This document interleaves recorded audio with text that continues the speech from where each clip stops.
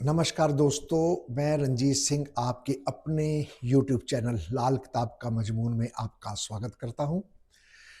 दोस्तों, मुझे बहुत अच्छा लग रहा है ये कहने में कि आप लोग मेरे YouTube चैनल को लाइक और सब्सक्राइब कर रहे हैं। आप मेरे द्वारा बनाई हुई लाल किताब पर वीडियोस को लाइक कर रहे हैं, कमेंट्स दे रहे हैं और आगे मैं कौन सी वीडियो बनाऊं, किस टॉपिक पर बनाऊं लाल किताब के, इस पर भी आपके सुझाव मुझे आ रहे हैं। दोस्तों, जो सुझाव मुझे आया है उस सुझाव को लेकर मैं आज वीडियो बनाने जा रहा हूँ। दो सुझाव आज मैं ले रहा हूँ। ऐसे मैं एक एक करके सभी के सुझाव लेकर उन पर वीडियो बनाऊंगा। मुझे अच्छा है कि टॉपिक आप लोग खुद ही दें, तो मैं उस टॉपिक पर जितना मुझे ज्ञान है लाल किताब का उसके बारे में आपके साथ शेयर करूं।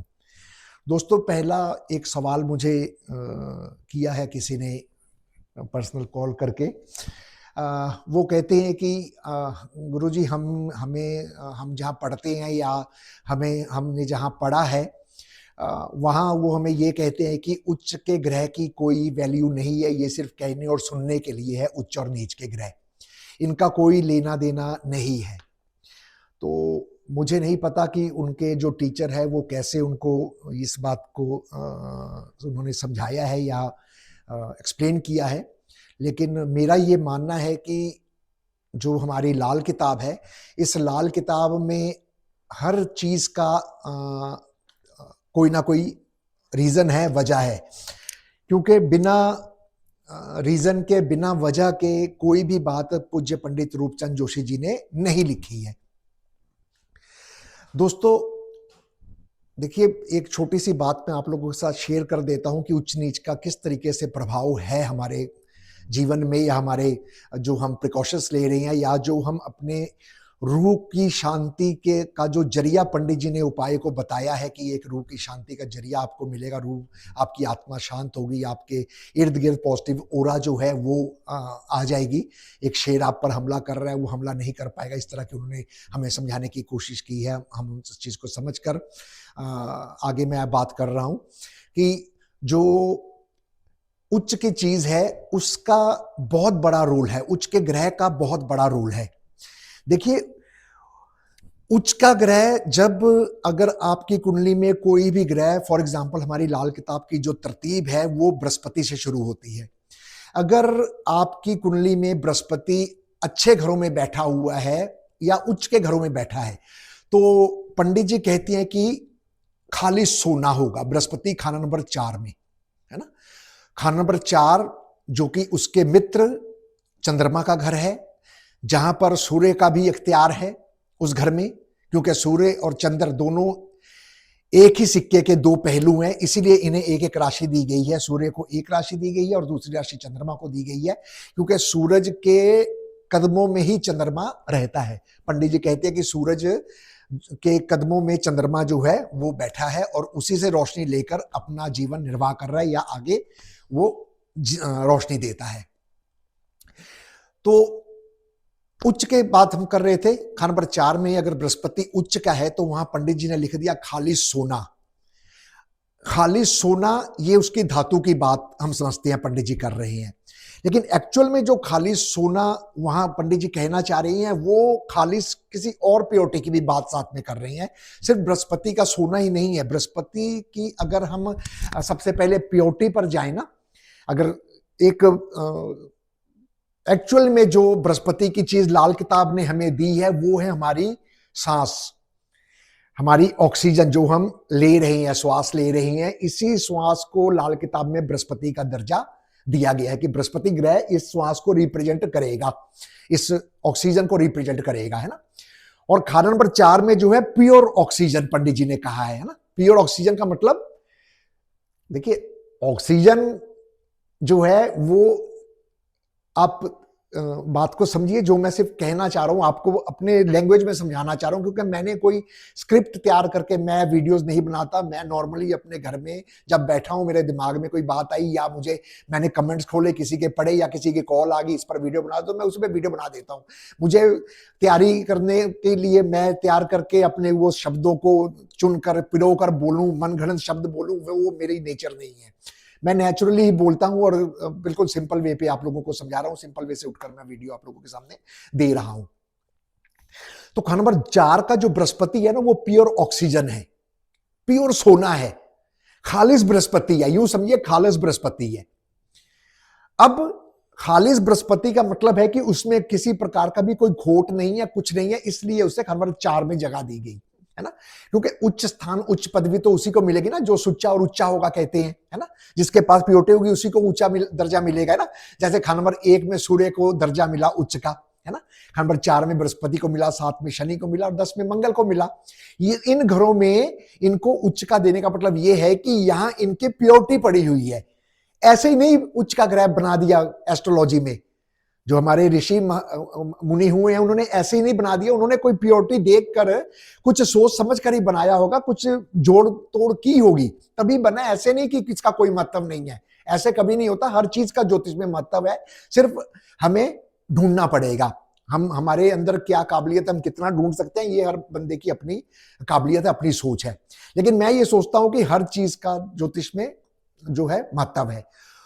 नंबर 4 जो है वो खालिस बृहस्पति है। खालिस बृहस्पति का मतलब होता है पूर्ण ब्रह्म ज्ञानी। वहां लिखा है पंडित जी ने, नंबर 4 में जो है राजा विक्रमादित्य लिखा गया है, पूर्ण ब्रह्म ज्ञानी लिखा गया है।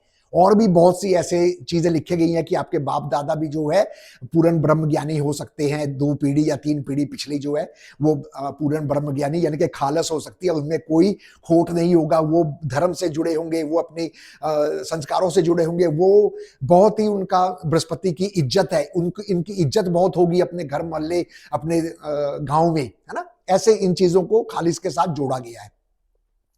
अब जैसा कि मैंने आपको कहा कि उच्च में ये चीजें पंडित जी ने दे दी है ना, ये बृहस्पति की उच्च की चीज है। इससे ज्यादा खाली सोने से ज्यादा या श्वास ऑक्सीजन से ज्यादा प्योरिटी और किसी चीज में नहीं है जी, है ना। ये जो दुनिया, जो इंसान के अंदर जो श्वास है, ये प्योरिटी है। अगर इसमें थोड़ी सी मिलावट हो जाए ना, अगर राहु की थोड़ी सी मिलावट आ जाए या किसी और प्लेनेट की इसमें मिलावट आ जाए, ये मिलावट कर दे, तो ये बृहस्पति का दम घुटने लगता है ना। क्योंकि पंडित जी ने लिखा है ना खाना नंबर 12 में, जैसे जैसे बृहस्पति की हवा, राहु वहां दरवाजा है, बृहस्पति की आने जाने का रास्ता खाना नंबर 12 है, हवा के आने जाने का, दुनियावी और गैबी। जब ये बृहस्पति की हवा ऊपर जैसे जैसे जाती गई, वहां इसका दम घुटने लगा, है ना। क्योंकि वहां पे आपको पता है कि ऑक्सीजन वहां कम हो जाता है ऊपर, और नीचे जो है यहाँ पे जो बृहस्पति का सांस है वो बढ़िया चल रहा है ना।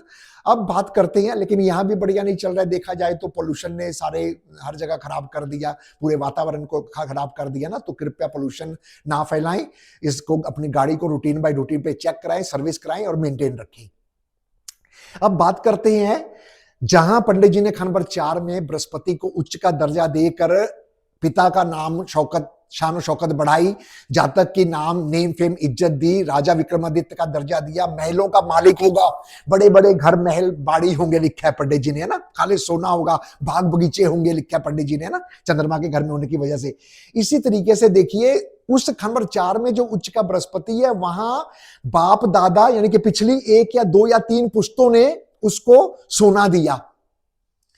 सोने दिए का मतलब है कि धन दौलत जायदाद महल माड़ियां घर बार सब कुछ दिया, इज्जत दी उच्च के होने की वजह से। लेकिन जब यही बृहस्पति खाना नंबर 10 में आ जाता है, उस वक्त दोस्तों यही बृहस्पति नीच का हो जाता है। और यहां कहते हैं बाप अपना तो छोड़ो, अपने बाप को भी उधारा बाप कह के बुला दिया पंडित जी ने। उधारे बाप की तरह आपका अपना पिता उधारे बाप की तरह आपको जन्म देकर चला जाएगा, छोड़ देगा, या अपने जायदाद से वो कुछ ना देगा। बृहस्पति जिसके 10 है उसे अमूमन अपने पिता से पूरी जायदाद नहीं मिलती, पूरा हिस्सा नहीं मिलता, कोई ना कोई परेशानी का उसे सामना करना पड़ता है, या पिता से मतभेद हो जाते हैं, या पिता से छोड़कर पिता चला जाता है, या पिता की डेथ हो जाती है, या बेटा कहीं दूर चला जाता है, वजह कुछ भी हो, पंडित जी ने कहा है बृहस्पति 10 वाले को अपने पिता का बहुत ज्यादा साथ नहीं मिलता है। हाँ, अगर पिता ने जायदाद उसकी मां के नाम लिखवा दी है, मां से उसे पूरी बेशक मिल जाए, लेकिन पिता उसे नहीं देगा, यानी कि बृहस्पति जो है वो खालिस बृहस्पति उसे नहीं देगा। क्यों? क्योंकि वो खालिस बृहस्पति अब नीच का हो गया है। वहां वो नीच के होने की वजह से जो संपत्ति है, धन है, नीचे शनि का घर है, वो शनि का धन है, मकान शनि के हैं, जायदाद शनि की है, मंगल की है। पंडित जी ने जायदाद के लिए लाल किताब में लिख दिया, शनि और मंगल जायदाद के कारक है, जमीन जायदाद मकानों के कारक ये है, कारक है ना। और चंद्र और जो बृहस्पति है ये सोना चांदी के धन के कारक है ना। ऐसे पंडित जी ने लिख दिया। तो वही बृहस्पति जब 4 में आया, आपकी पिछली 2-3 पुश्तों ने आपको सोना गहना मकान सब कुछ दिया, वही बृहस्पति जब नीच हुआ तो उसने अपने बाप को भी हिस्सा नहीं दिया, अपने बाप ने भी हिस्सा अपनी औलाद को नहीं दिया। यानी कि नीच का इतना बड़ा इफेक्ट आ गया। आप देखिए, और उच्च का कितना इफेक्ट है। तो क्यों इफेक्ट नहीं है, उच्च नीच के क्यों मायने नहीं है सर? क्यों आप ये सोचते हैं कि उच्च नीच के मायने नहीं है, या ऐसे लोगों की वीडियो को आप अप्रिशिएट करते हैं कि उच्च नीच के मायने नहीं? आप वही सुनकर गूंगे बनकर, बहरे तो नहीं आप बनते हैं, गूंगे बनकर क्लास से उठकर आ जाते हैं। आप उनको बोलिए, आप अपने दिमाग से भी थोड़ा सा चलिए, आप अपना भी दिमाग को एक्सपेंड कीजिए। बुद्ध का सुराग जितना खुला करोगे उतना बढ़िया रहेगा, नहीं तो ये सुराग छोटा किसी काम का नहीं होगा, है ना। तो आप अपने ज्ञान को खुद भी थोड़ा सा पॉलिश कीजिए, सिर्फ गुरुओं पर निर्भर मत रहिए, सेल्फ स्टडी भी कीजिए, अपने दिमाग के घोड़े भी दौड़ाएं। कहते हैं, पंडित जी ने लिखा है, अगर बाप की दाढ़ी मूछ लंबी है तो मुझे क्या फायदा? घोड़े की पूंछ अगर लंबी है तो घुड़सवार को क्या लेना उससे? उसका क्या फायदा घुड़सवार को, है ना। अगर पिता दादा की मूछें ऊंची है, लंबी है, तो मेरे को क्या फायदा उसका? पंडित जी कहते हैं, टेवे वाले को क्या फायदा? कोई फायदा नहीं। फायदा टेवे वाले को तभी होगा जब उसके अपने ग्रह टेवे के जो बोल रही हैं वो ठीक होंगे। तो उच्च वाला बृहस्पति को धन दौलत पिता से मिलता है, नीचे वाले बृहस्पति को पिता से धन दौलत इज्जत नहीं मिलती है। ये उच्च नीच के कमाल है, ये ऐसे ही नहीं पंडित जी ने लिख दिया। अगली वीडियो में मैं और भी उच्च और नीच को लेकर किसी और ग्रह के साथ आपके सामने फिर रूबरू होऊंगा। अब एक और टॉपिक लेते हैं, जो मुझे एक प्रश्न किसी ने किया टेलीफोन पे, तो उसका भी मैं आपको जवाब दे देता हूं, और शायद मुझे मैसेज भी उन्होंने किया है ग्रुप इसमें, यूट्यूब में, चैनल में। तो वो उनका कहना है कि सर शनि 6 के बारे में भी थोड़ा सा आप बताएं विस्तार से। तो विस्तार से तो देखिए मैं नहीं बता पाऊंगा, क्योंकि मैं 10, 15, 20 मिनट से ज्यादा की वीडियोस नहीं बना रहा हूं। तो अब कोशिश है कि ये वीडियो थोड़ी चलो लंबी हो जाएगी, तो मैं कह नहीं सकता, लेकिन जितना मुझे ज्ञान है फिर वही बात मैं करता हूं कि मैं उस अकॉर्डिंग आपको शनि 6 के बारे में भी कुछ बातें आपके साथ साझी कर लेता हूं। देखिए, शनि 6 को लेकर भी बहुत लोगों को लाल किताब के माध्यम से डराया जाता है ना। कहा जाता है कि भाई शनि 6 है, आपने इस साल लोहा नहीं खरीदना, शनि 6 है, आपने इस साल जूता नहीं खरीदना, शनि 6 है, इस साल आपने मकान नहीं बनाना, शनि 6 है, इस साल आपने फैक्ट्री नहीं लगानी, शनि 6 है, इस साल आपने ये नहीं करना। ऐसा कुछ नहीं है। इतना तो पंडित जी ने नहीं डराया जितना हम लाल किताबी लोगों को डरा रहे हैं। देखिए, किसी को आगाह करना और बात है, किसी को डरा कर और उसके बाद उसके उपाय करवाकर फिर आप उसको हरी झंडी दे दे कि हाँ आप ये उपाय कर लीजिए, उसके बाद ये ले सकते हैं गाड़ी, आप ये उपाय कर लीजिए, उसके बाद ये फैक्ट्री चला सकते हैं। तो वो इस लाल किताब के साथ नाइंसाफी है।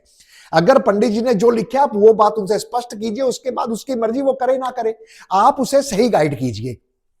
देखिए, पंडित जी ने शनि 6 में लिखा है कि जिस जातक के शनि खाना नंबर 6 में है, होरोस्कोप में, कुंडली में, पक्की कुंडली में, उस जातक का सबसे पहले तो बृहस्पति जो है वो मंदा हो जाएगा। यहां शनि जो है वो शक की हालत का है। शक की हालत का मतलब होता है अच्छा या बुरा कुछ भी हो सकता है। हमने तो अभी डिसाइड नहीं किया था, तो शनि 6 देखकर ही सब कुछ करना शुरू कर देते हैं। अभी पहले डिसाइड तो कर लो वो ठीक है या गलत है।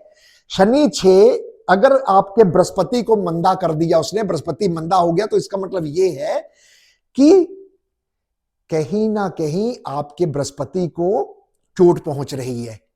आपका बृहस्पति किसी तरीके से आपको मंदे रिजल्ट्स दे रहा है, या बृहस्पति के आपको मंदे रिजल्ट्स मिल रहे हैं। जैसे पिता दादा को खांसी लगना, सांस की प्रॉब्लम होनी, है ना, पिता दादा को लोहे से नुकसान होना, पिता दादों को ऐसे और भी बहुत सी चीजें हैं शनि से रिलेटेड परेशानियां वो हो सकता है उनको आए। अगर कोई गांव में रहते हैं जो भाई बहन मेरे, उनकी भैंस मझ जिसे हम कहते हैं, है ना, बुफेलो, वो मर रही हैं, है ना, या किसी को परिवार में सांप ने काट लिया, या किसी का मकान ढह गया, जैसे ये फ्लड वगैरह आते हैं तो अच्छे मकान भी ढह जाते हैं कई बार, या किसी ने लेंटर डाला तो वो मकान ढह गया, लेंटर टूट गया ना, तो वो शनि 6 की मंदी निशानी हो सकती है कि बाप दादा के वो नुकसान हो।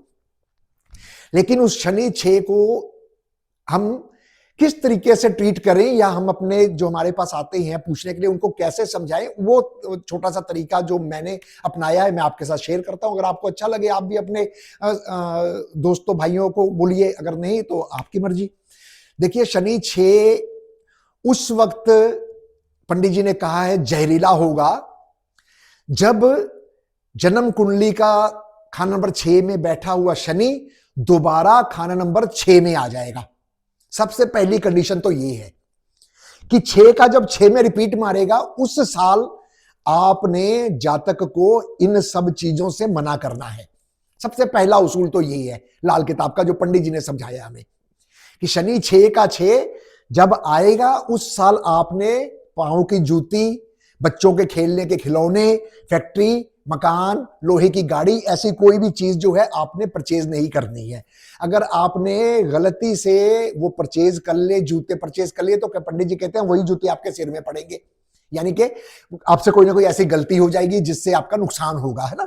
इन शॉर्ट आपको समझा रहा हूं, बाकी आपको समझना नहीं। तो सवाल ये उठता है कि क्या शनि 6 का 6 में आएगा तो ये कांड हो जाएगा, या इससे बचा भी जा सकता है? इससे बचने का भी पंडित जी ने तरीके लिखे हैं। इससे बचने के पंडित जी ने सबसे पहले तरीका क्या कहा है कि शनि 6 का 6 में जब आएगा ना, उस साल अगर आपकी जूती चोरी हो जाती है, चप्पल चोरी हो जाती है, बूट चोरी हो जाते हैं, गुम हो जाते हैं, तो वो शनि मंदे की निशानी आपको मिल रही है। अब आप अलर्ट हो जाइए कि कहीं ना कहीं आपको नुकसान होना है ना। उस साल उस वक्त फिर आप नई जूतियां ना खरीदे, नई चप्पलें ना खरीदे, जो कि आपको बहुत बड़ा नुकसान दे सकती है ना। तो इस तरीके से आपने शनि 6 का 6 आएगा तो ज्यादा परहेज करना है, ध्यान रखना है। हाँ, अगर शनि की उम्र है, जैसे शनि की उम्र 36 साल, उसकी आधी 18 साल, उसकी आधी 9 साल, यानी कि 9, 18, 36 या 27वां साल भी आप ले सकते हैं। इन सालों में पर्टिकुलर एज में आप नए जूते या नई गाड़ी, जिनका शनि 6 है और 6 में आ गया, या 6 का 6 में नहीं आया, तो आप फिर भी इन पर्टिकुलर सालों में परहेज कर लें। एक तो ये शनि का आम पीरियड है, 9, 18, 27, 36, है ना। एक लाल किताब में दशा भी होती है ना। आप उसके अकॉर्डिंग भी अगर शनि के 6 साल 35 साल चक्कर में 6 साल चल रहे हैं, तो आप उन 6 सालों में भी देख लीजिए कि ये काम आप ना करें अगर आपका शनि 6 है। उसके बाद हर ग्रह में एक दरमियानी ग्रह भी होते हैं, आप उसमें भी देख सकते हैं कि आपका दरमियानी ग्रह ना चल रहा हो, है ना, शनि, तो उस वक्त अगर शनि आपका 6 है तो आप उस वक्त ना लें, परहेज कर लें। अगर फिर भी लेना ही पड़ जाए, है ना, ये भी तो हो सकता है ना कि अब रहा ही नहीं जाएगा, भाई मेरे पास एक ही चप्पल थी, वो टूट गई, चोरी हो गई, मे भी पॉसिबल, है ना, और मुझे लेना जरूरी है, तो मैं ये सोचता हूं कि पंडित जी ने हमें ये बताया है कि काली रात, अमावस्या की जो रात होती है, उस रात को अगर आप लोहा चमड़ा खरीद कर लाते हैं, सूरज छिपने के बाद लाते हैं, तो शायद शनि 6 का इतना ज्यादा बुरा प्रभाव नहीं देगा। इसके साथ आप शनि के मित्र की कोई चीज ले आए, जैसे शनि का आपने गाड़ी खरीदी है तो उसी के साथ एक बच्चे के लिए खिलौना खरीद लीजिए। अगर आपने अपने लिए बूट खरीदे हैं तो उसी के साथ एक खिलौना खरीद लीजिए बच्चे के लिए, है ना। चाहे अपना बच्चा खेल ले, चाहे किसी बाहर के बच्चे को दे दिए, कोई फर्क नहीं पड़ता है। लेकिन परहेज के तौर पे, प्रिकॉशन के तौर पे आप ये एहतियात जरूर बरते कि शनि जिनका 6 है और 6 में आ गया, वो साल तो आप खास ख्याल रखें। अदरवाइज अगर आपका शनि 6 है और उम्र का 27वां, 28, 18 या 9वां या 36वां साल चल रहा है, तो आप उन सालों में परहेज कर लें कि उस पर्टिकुलर साल में आप सामान ना लाएं। अब शनि 6 के समय कहते हैं उल्टा सांप है, ये बिल में जाकर ऐसे बिल में घुस गया, उसके बाद ऐसे उठकर ऐसे खाना नंबर 2 को देख रहा है। ये हम जैसे जो लाल किताब करते हैं, वो हमारा ये सोचना है कि वो ऐसे देख रहा है, और शायद पंडित जी ने इस तरीके से कहानी भी लिखी है। अब वो कहते हैं कि खाना नंबर 2 में अगर कोई भी ग्रह हो ख्वाह चाहे शनि का दोस्त ही क्यों ना हो। शनि के दोस्त देखिए 3 ही बताए हैं पंडित जी ने, बुध, शुक्र और राहु। नंबर 2 में ख्वाह शनि के दोस्त ही क्यों ना हो, ब्रैकेट में उन्होंने शुक्र को दिया है, लेकिन उसके दोस्त तीनों हैं। यानी कि अगर नंबर 6 के समय नंबर 2 में बुध हो, शुक्र हो, राहु हो, ख्वाह कोई भी ग्रह हो, शनि ने वहां जाकर अपना डंक मारना ही मारना है। पहला तो उसूल यही है। लेकिन ये शनि का डंक वहां तब एक्चुअल में जाएगा जब उस तेवे में हमने पहले ये देखना है कि शनि का जो फराटा जाना है वो जाना है केतु जहां बैठा है। केतु जिस घर में बैठा है फराटा पहले वहां जाना है। तो अगर केतु नंबर 10 में बैठ गया और शनि 6 में बैठा है, अब शनि का फराटा शायद 2 में ना जाए, बचाव हो जाए। क्यों? क्योंकि पहले हमने देखिए जो टेबल वाला आता है ना, उसको सिर्फ डराना ही एस्ट्रोलॉजर का काम नहीं है, वो आपके पास तो पहले ही डरा हुआ आया है। आप कोशिश कीजिए कि उससे पहले अच्छी बातें बताएं, उसके बाद जो नेगेटिविटी है वो भी हम बताएंगे। पहले उसे ये बताएं कि भाई आपके टेबल में तो बहुत अच्छा योग है, नामवर खिलाड़ी का योग है आपके टेबल में, है ना। आपका टेबल में शनि और केतु तो बहुत अच्छे प्लेसमेंट में बैठे हैं, है ना। आपके पास जो भी हुनर होगा या जो भी आप गेम खेलते हैं, आप कोई प्लेयर आप बन सकते हैं, या आपके घर में कोई प्लेयर हो सकता है, आपका बेटा प्लेयर बन सकता है। स्पोर्ट्स की तरफ उस बच्चे को मोटिवेट कीजिए। और नंबर 2 में जो ग्रह बैठे हुए हैं, चाहे वो शनि के दोस्त ही हैं, शनि ने वहां भी जाके डंक मारना है, क्योंकि शनि की उल्टी दृष्टि नंबर 2 में जाती है। ये लाल किताब की ग्रामर है। जहां केतु बैठा है फराटा वहां भी जाएगा, और नंबर 2 में भी शनि की दृष्टि जा रही है। तो जो नंबर 2 में ग्रह बैठे हैं, शनि ने उनको भी नुकसान पहुंचाना है। तो उसका जो भी उपाय बनते हैं या जो भी प्रिकॉशंस बनती है, वो आप किसी अच्छे एस्ट्रोलॉजर को, लाल किताब के एस्ट्रोलॉजर को दिखाकर आप उनसे वो परहेज या उपाय आप ले सकते हैं। तो मेरा कहने का सारांश ये है, कंक्लूजन मेरा ये है शनि 6 के लिए, कि शनि 6 बहुत बुरा भी हो सकता है, शक्की स्वभाव का है, क्योंकि पंडित जी ने पहले कह दिया अच्छा या बुरा। तो आपने सिम्टम देखने हैं, सिम्टम देखकर आपने उसके जो काम है वो करनी है। ऐसे ही किसी के कहने पर आपका शनि खराब है मत मान लीजिए। अगर शनि का स्वभाव अच्छा है, स्वभाव देखने का भी तरीका पंडित जी ने लिखा है, तो शनि आपका ठीक है।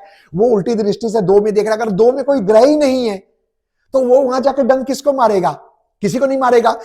लोग कहते हैं बृहस्पति को मारेगा, मैं कहता हूं पंडित जी ने तो पहले लिख दिया शनि 6 के समय बृहस्पति मंदा होगा, तो बृहस्पति वहां है या नहीं है उससे क्या फर्क पड़ता है? बृहस्पति को तो उसने खराब करना ही करना है। लेकिन ग्रामर ये कहती है कि नंबर 2 का कारक ग्रह बृहस्पति है, इसलिए उसने बृहस्पति को भी नहीं छोड़ा। लेकिन पंडित जी ये भी कहते हैं कि जब शनि 6 होगा और शनि के दोस्त 4-10 में हो, या नंबर 2 में बुध हो, तो उस वक्त ऐसे जातक की खोपड़ी उड़ जाएगी कटकर, गला कट जाएगा, खोपड़ी उड़ जाएगी, है ना। तो ये बहुत सी चीजें हैं, बहुत से योग हैं। ये कंडीशनल बुक है, इसको पढ़ना, इसको समझना, इसकी कंडीशंस को ध्यान में रखकर उसके बाद सब होता है। ऐसे नहीं होगा जैसे ये चंद्र ग्रहण का बहुत चल गया है आजकल की 7 तारीख को चंद्र ग्रहण है, चंद्र ग्रहण है, चंद्र ग्रहण है। बिल्कुल चंद्र ग्रहण है। जिस कुंडली में चंद्र केतु, चंद्र राहु और चंद्र शनि इकट्ठे होंगे, लाल किताब कहती है उस टेवे में चंद्र ग्रहण का असर उस टेवे वाले को मिलेगा। लेकिन हम सिर्फ चंद्र केतु, चंद्र शनि या चंद्र राहु ही देखकर उपाय कर दे, ये अक्लमंदी नहीं है। ये अक्लमंदी नहीं है। अगर आपने पहले चंद्र केतु का उपाय किया हुआ है तो आपको जरूरत नहीं है, आपको डरने की जरूरत नहीं है। आप उपाय कर सकते हैं, आप मन की शांति के लिए, रूह की शांति के लिए आप जरिया बन सकते हैं, पॉजिटिव ऑरा अपने इर्द गिर्द ला सकते हैं। लेकिन चंद्र केतु को अगर आप ध्यान से देखेंगे, इस ग्रहण की युति को अगर आप ध्यान से देखेंगे, तो पंडित जी ने लिखा है अगर नर ग्रह उम्दा है, अगर आपके टेवे में नर ग्रह अच्छे हैं, नर ग्रह कौन है? सूरज है, बृहस्पति है और मंगल है। अगर ये तीनों ग्रह आपकी कुंडली में अच्छे हैं तो आपको चंद्र ग्रहण कुछ नहीं बोलेगा, उतना परेशान नहीं करेगा जितना आप डरे हुए हैं। अगर आपकी कुंडली में बुध उम्दा है, आपकी कुंडली में चंद्र केतु इकट्ठे हैं और बुध उम्दा है, तो वो ग्रहण आपको कुछ नहीं बोलेगा। जिस कुंडली में चंद्र केतु इकट्ठे हैं, उस कुंडली में अगर नर ग्रह अच्छे हैं या बुध उम्दा है, तो चंद्र ग्रहण उसको कुछ नहीं बोलेगा, चंद्र केतु कुछ नहीं बोलेगा। चंद्र केतु पूर्ण ग्रहण, चंद्र राहु अर्ध ग्रहण और चंद्र शनि विष योग एक किस्म का, यानी कि कहीं ना कहीं चंद्र डैमेज हो रहा है। लेकिन इसके लिए आप रूटीन में जैसे सांप की सेवा, सांप को दूध पिलाना या कुएं में दूध गिरा देना, है ना, या किसी कुत्ते को कभी कभार दूध पिला दिया, दूध डाल दिया, है ना। इस तरह की अगर आप उपाय करेंगे तो आपको बढ़िया रहेगा। हाँ, इस चंद्र केतु की युति के लिए मैं आपको एक प्रिकॉशन बता देता हूं कि आप कभी भी पब्लिक टॉयलेट यूज ना करें।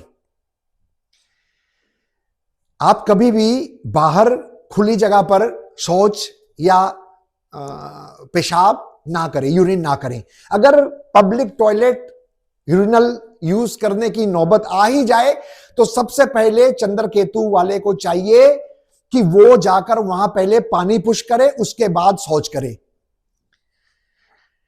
अगर चंद्र केतु वाला इस परहेज को करता रहेगा, ऐसे चंद्र केतु वाले को कभी कोई बीमारी नहीं लगेगी, खास करके चंद्र और केतु की बीमारियां।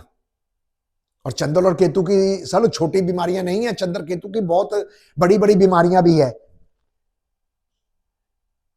चंद्र केतु की बहुत बड़ी बड़ी बीमारियां भी है, गठिया हो जाना, आर्थराइटिस हो जाना, किडनी की प्रॉब्लम आ जानी, शुगर हो जाना, जोड़ों के दर्द, है ना, बहुत और भी ऐसी बीमारियां हैं, पेशाब संबंधी बीमारी, है ना। ये बहुत सी बीमारियां हैं जो ये चंद्र केतु, चंद्र राहु और ये चंद्र शनि में भी देखी गई हैं, क्योंकि ये पापियों का टोला है ना, इनका ले देकर एक ही है, एक गलत है तो साथ में दो और मिल जाएंगे आकर, है ना।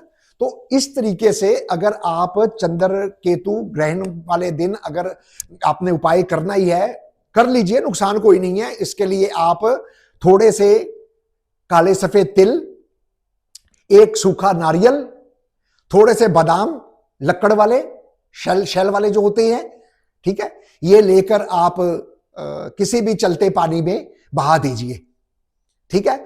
ये बहाने के बाद अगले दिन जाकर जहां आप ये उपाय करके आए हैं, एक दो दिन छोड़कर, वहां जाकर आप हो सके तो 1 किलो या 2 किलो दूध का पैकेट खोलकर जरूर जल प्रवाह कर दे, जिससे कि आपका चंद्रमा जो है वो पूरी तरीके से स्थापित रहे, बढ़िया रहे, अपने बड़ों का आशीर्वाद लेते रहे। आपका जो चंद्रमा है वो पूरी तरीके से स्थापित रहेगा। माँ दादी का आशीर्वाद लेते रहे, नानी का आशीर्वाद लेते रहे, सासू माँ का आशीर्वाद लेते रहे, बड़ी बुजुर्ग औरतें जो हैं वो चंद्रमा है, आप उनका आशीर्वाद लेते रहे, तो आपका जो चंद्रमा है वो ग्रहण वाला चंद्रमा जो है वो मजबूत रहेगा। और आपको शायद उपाय के नाम पर बहुत ज्यादा उपाय करने की जरूरत नहीं पड़ेगी, ना ही ज्यादा एस्ट्रोलॉजर्स के पास जाना पड़ेगा, और ना ही आपको ज्यादा जो है परेशान होना पड़ेगा। क्योंकि चंद्र केतु, चंद्र राहु, चंद्र शनि, ये जातक ऐसा बहुत सोचने वाले होते हैं और नेगेटिव सोचते हैं, है ना, बहुत सोचते रहते हैं, नेगेटिव सोचते हैं, क्योंकि ये मन में उनके ग्रहण लग गया। ये मन जो है चलायमान है, चंद्रमा जो है ये मूविंग प्लैनेट है, सबसे फास्ट मूविंग प्लैनेट है। उनकी जो ये मन है वो हमेशा कुछ ना कुछ सोचता रहेगा, और मन जब सोचता है तो वो कहीं ना कहीं दिमाग पे भी असर करता है। चंद्र राहु इकट्ठे हैं तो बुध खत्म हो गया, है ना। तो अगर चंद्र केतु, चंद्र राहु के समय अगर आपका बुध उम्दा बैठा है तो आपको कोई मतलब घबराने की जरूरत नहीं है। आपका चंद्र राहु भी ठीक है, चंद्र केतु भी ठीक है, कोई ऐसी दिक्कत नहीं है। अगर आप मंगलीक है, मंगल बद आपके टेवे में है, लेकिन उसी टेवे में अगर आपका बुध उम्दा है तो आपको कोई घबराने की जरूरत नहीं है, कोई आपको डरने की जरूरत नहीं है। सिर्फ आप अपने बुध को ठीक रखें, और वो कुंडली वाला बुध तो आपको दिख रहा है, लेकिन आपके अंदर जो बुध है वो आपको नहीं दिख रहा। वो बुध है आपकी जुबान। अगर आप अपनी जुबान में मिठास रखते हैं, पोलाइट रखते हैं उसे, तो आपका मंगल बद भी आपको कुछ नहीं कहेगा।